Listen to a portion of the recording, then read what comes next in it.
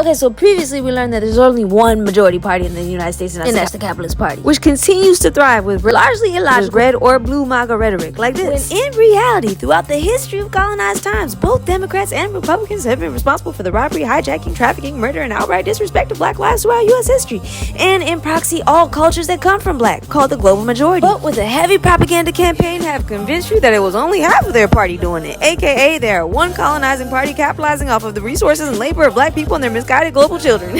How do they do it? Very good question. See, colonizers preserved their economic system of capitalism by literally killing the competition, like socialists in the US and abroad were assassinated, persecuted, like Black Panthers, MLK, Sankara, Lumumba, Gaddafi, and bribing all potential socialists to only care about themselves. Next, co-opting and integrating schools to teach us nothing about our actual history as black and indigenous people of color, making us look dejected by capitalist white supremacy as opposed to the natural resistors to it, and sanitize, water down, and conflate our struggles with other movements while removing the chronology and heavy capitalist focus on black and indigenous persecution and genocide. Not to mention co-opting media and social media to push a fake Democrat-Republican battle that in most actuality doesn't exist outside of performative election puppeteering. They come for your job, housing, and healthcare on either side. Just different angles. Plus the winner-take-all election structure and co-opted ballot access laws requiring huge amounts of money to compete with corporate capitalists in capitalist elections, making insanely impossible requirements to even be able to debate capitalists in national elections, making it realistically only possible to win an election by joining a capitalist party, which typically entails then being co-opted by that capitalist party for greed. All in all, this, my American friends, is how we have all been co-opted to colonize the world. More next time. In 1976, 1980, and 1984, the League of Women Voters moderated presidential debates.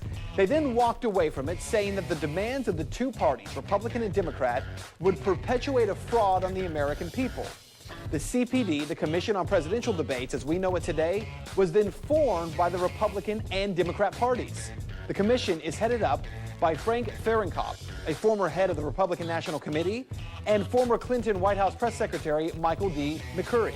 So let's be clear, a debate commission that's run by former bigwigs from the Republican and Democrat parties and creates a 15% polling rule in 5 national polls isn't trying to create inclusion, they're trying to prevent it.